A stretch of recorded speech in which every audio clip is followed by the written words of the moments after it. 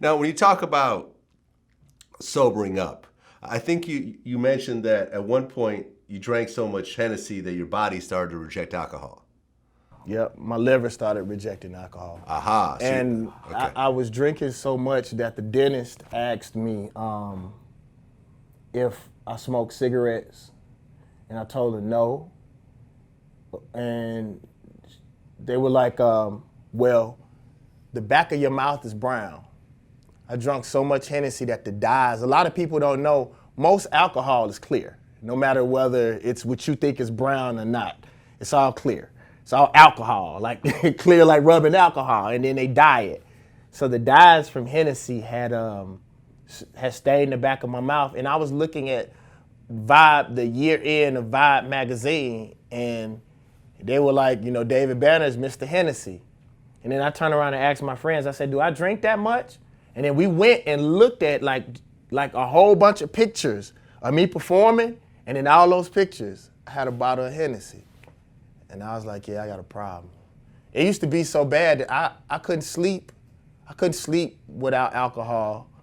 And when I woke up in the morning, that was the first thing that I would do, just so my body could calm down. It didn't seem like I could go, it felt like I was holding my breath until I took that first drink. But what I will also say, in a lot of cases, some of us are depressed, some of us are angry, some of us are sad. We have all of these problems, but they're masked through alcohol, sex, and drugs. Like, there were a lot of problems that I had that didn't come out until I stopped drinking.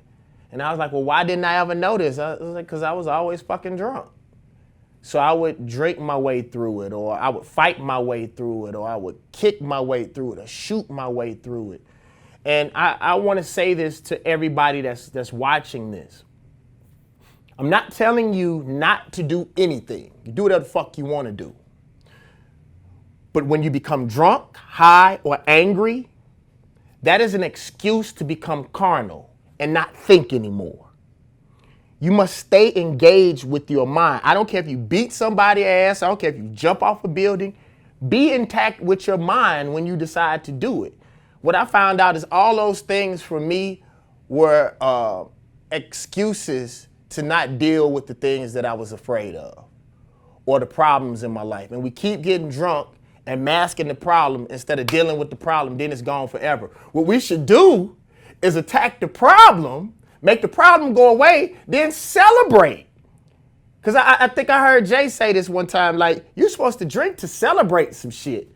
We drink just to maintain. You're supposed to drink when you didn't, sold you 1 million copies, or you got, 1 million views on one episode, or whatever the situation is. It's supposed to be celebratory, not to maintain. Right, because, and I've talked about this in other interviews, like one of my really close friends, he used to be a Crip, and he had a very violent, history. And we were hanging out at a strip club one night, and and I'm ordering drinks, and he's not drinking, and I'm like, why aren't you drinking? He said, I don't drink or smoke or get high, and I said, why? He goes, well, here's the thing. He said, when I was in the streets, I started to notice that everyone I knew who got killed was high when that happened, every single time. And I realized that if I'm going to be out here and, you gotta be sharp. You have to have your mind together. And this is one of the smartest guys that I know. And so I said, this is interesting. So I started interviewing a lot of rappers, and I brought this question up, a lot of Chicago rappers that come from an area of violence. And I said, how many of your friends were high when they got killed? All of them. They would say that every time, all of them. They'd be on lean, they'd be smoking weed, they'd be drunk, whatever it is, they would be high, and then something bad would happen. And it really kind of clicked in me. It's like people aren't being high to celebrate. People are just being high throughout their lives and putting themselves in risky situations and making bad decisions. Yep. And with me as a businessman, a lot of artists, in a lot of cases, are sober when they get signed and then start getting drunk. But in some cases, they high before. But a lot of them are high and then they sober up and they're broke. You know, their lawyers are not high. You know, the record label execs aren't high. The distribution company, they not high. They want to keep you high and drunk. Go ahead and sign this, sign that. Like, I remember one time Universal sent me a bottle of Moet, and I fucked their head up. I'm like, I don't drink. I don't drink. Well, I'm not taking your alcohol. You're not gonna know I'm drunk if that's the case. You know, the thing is that I don't understand this, like, especially as it pertains to artists. Like, we high and we partying and we laughing and we doing all the work. Wow, the other part of our conversation, we doing all the fucking work and everybody else gets paid before we do. I just had a contract negotiation with a major label and fucked their head up because I do business through a banner vision. You'll probably never see David Banner sign anything ever, because if I do business with a banner vision, I could dissolve a banner vision and David Banner is free. There's always going to be a buffer between me and anybody I do business with. But I told them, I said, why, if this is a 50-50 deal, are you paying me like an artist? You get paid every month. I fucking want to get paid every month. And then I remember a lawyer saying, well, that's common practice. I said, motherfucker, slavery was common practice. That don't make the shit right. Then I turned around and asked the lawyer, I said, would you allow someone to do your son like that? And he was like, no, Mr. Banner, I wouldn't. Because what he was doing was, when it was more convenient to charge me by the hour, he would. And when it was more convenient to charge me by percentage, he would. So I had went out and I went in and landed this super big TV deal. It was unprecedented. And by myself, when everybody said that it couldn't be done or they couldn't get it for me, I went and got it myself. So he wanted a percentage. I was like, motherfucker, you didn't bring me this deal. And I said, you a lawyer, you do these kind of deals every day. I know you didn't spend more than 2 hours on this deal. Tell the truth. No, Mr. Banner. I'll pay you for 10. I'm not giving you 5% for fucking what? Why? Now, if you went and got the deal, I don't really give a fuck what percentage you get. I do, but I'm just saying, I'm speaking lightly. Because you brought me something that I wouldn't have had in the first place. So I get that. But because we don't study, because we're high, because we're drunk, even in my business day, bro, it's sort of hard for me to drink. One, because I work out. So, you know, by the time I work out, get to the gym, shit and shave, that's already a 2-hour process. It takes me about 2 hours to sober up, even if I get drunk. It's just like I just don't have the time in the day to drink anymore because I have to be sharp as a businessman. And I'm gonna tell you one other thing that made me sober up a little bit more. I have a staff now. I have an office now. I have people. When it was just me, like if I would fuck up, then it didn't mean anything to me because I'd get out on the corner and sell CDs. People was tripping on the God box. I keep CDs everywhere I go. Just about everywhere I go, I make $100 just about every stop. They better, you got that. Somebody bought a God box off me. And yeah, that's a ticket. And I just have to always be watchful. The other thing is I don't want another man to be in charge of my life. You know, even though I got security and I got all of those types of things, like all my security know, bro, like we watch each other. That's one thing they tell me. They like, Banner, man, if something happened, you got to get out. Fuck getting out. We all came together. And it's like, you just have to be clear. You have to be watchful because the more successful you are, the more that people will prey on you, you know, and you especially being from the South, and I believe it's the trees. It's like, I can feel when shit, I don't know, my friends always said it was spooky. Anytime something was about to pop off in the club and I would leave, they would say it would 9 times out of 10 happen 10 to 20 minutes as soon as I walk out the club because I can feel it. And one thing people would tell you about me, historically, I never really would drink in the club anyway. Because as an artist, guess what the club is? It's my fucking office. I would always tell my friends, if you coming with me, you gonna fucking work. You know, I don't come to your job and sit around and kick it. So we have to be sober in life, period. just so we can accurately handle not just our lives, but our livelihoods. Before I launched VladTV, I did a documentary called Ghost Ride the Whip. And they gave me like, I don't know, $30,000 up front to do it. And it's, you know, when you do a documentary, it takes months out of your life. Like every day working on it, filming, editing, and so forth. Documentary came out, it was well received, it was on Netflix, it was on BET. And I never got a royalty check off it because they claimed they didn't recoup.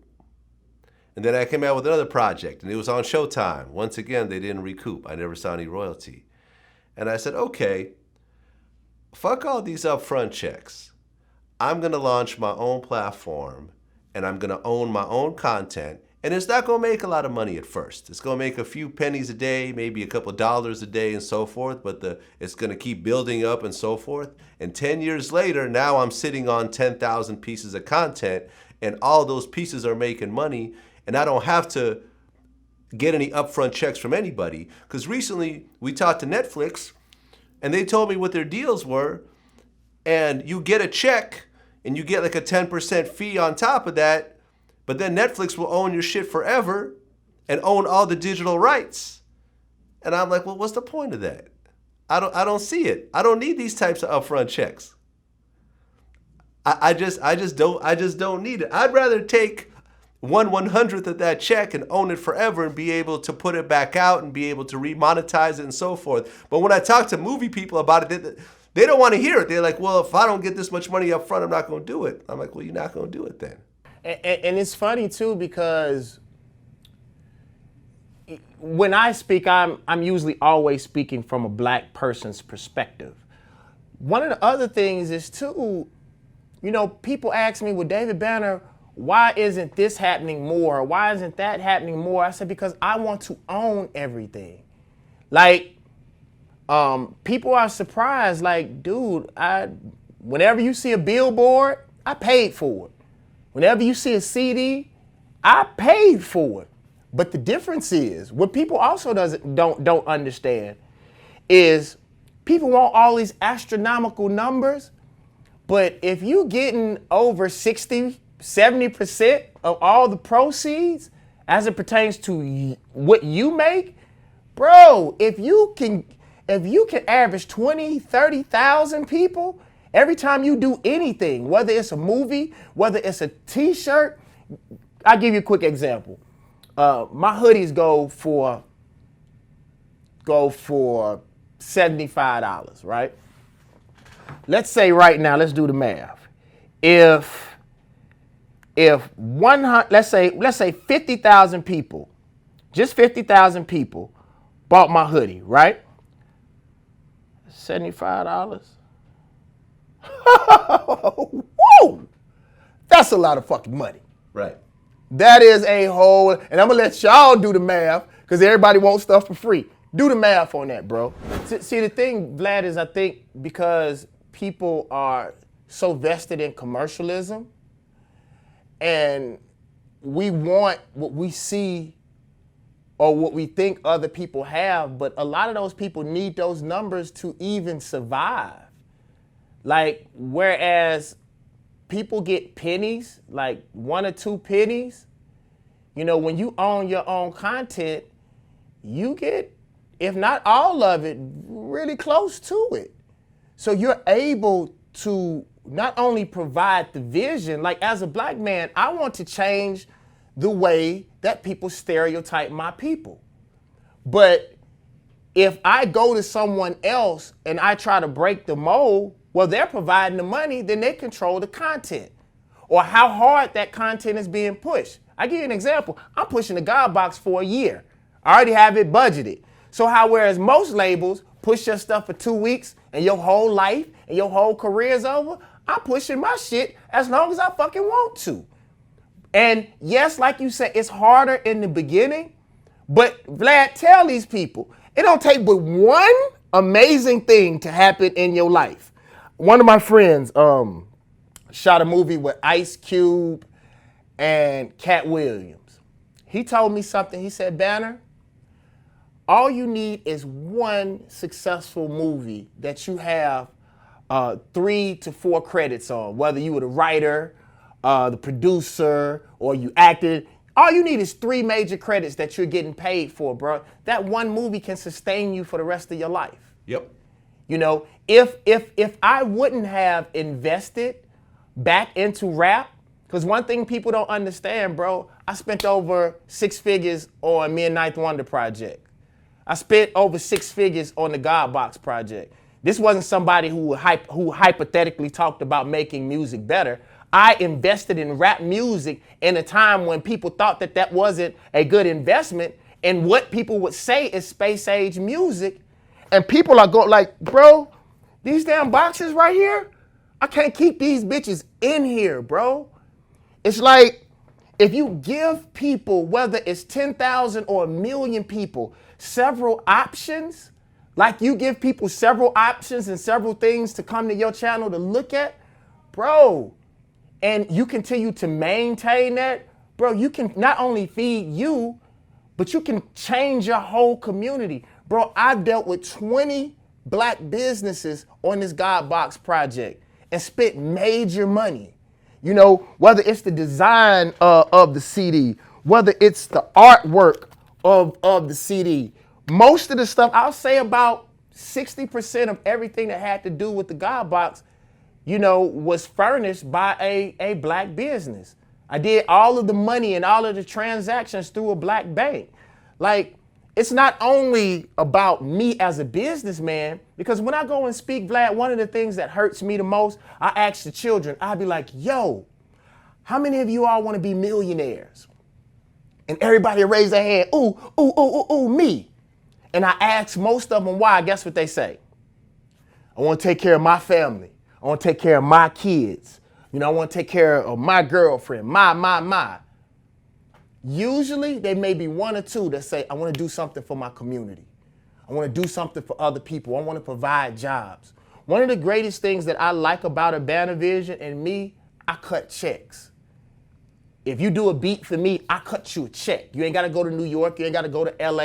You ain't got to go to none of these places. I'll cut you a check. Now, it may not be the check that you may be able to get from a conglomerate, but you ain't got to wait 6, 7 months. You know, I'm doing international business, and that's through having my own. One thing I wanted to show you, though, Vlad, that I'm very proud of, and I do want to open up the contents of the box, too. Something that people don't know about the God Box is that it's an art exhibit. Every song has an artistic representation. And we're actually going to do, the artist is named Manzel Bowman. He's out of New York. He's Art X Man on Instagram. We're going to do an art exhibit with the headphones, with the silent listening parties, while people actually have an opportunity to look at the art.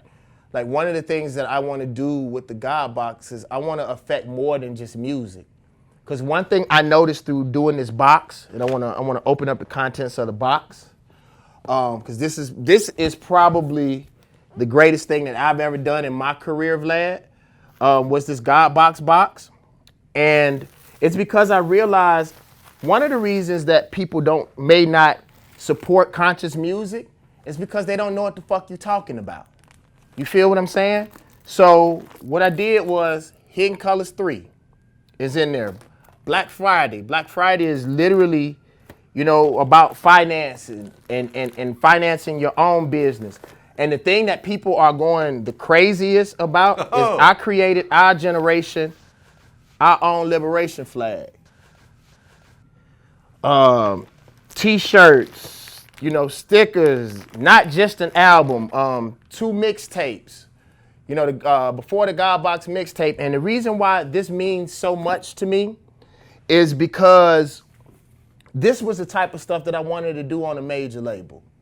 You know, I had all of these amazing ideas. And on my wall in the background, it said, it's my fault even when it isn't. Like, dude, me and my staff, and it wasn't me all along. I got people all over the world helping me.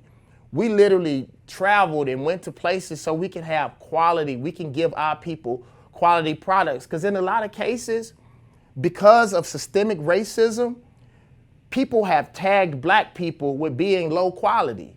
when most of the things that especially have to do with work, black people created it. But that's one of the reasons why the patent office was created, so they could take our shit and patent it. But I said I wanted to give a certain level, and Greg Street said this yesterday. He said, Banner, like, you did this shit. I ain't seen no shit like this in rap ever. And I think with me being able to do this, hopefully I can make people feel good about black businesses. Know that it's a level of quality. And especially, you know, in America, we've been getting fucked over by everybody's businesses. But it seems like, you know, just like murder and anything else negative, it's end up being compiled and dumped on black folks. So this God box has meant the most to me. And if y'all want it, you email bringdavidbanner2speak@gmail.com or go to davidbanner.com and get you a God box.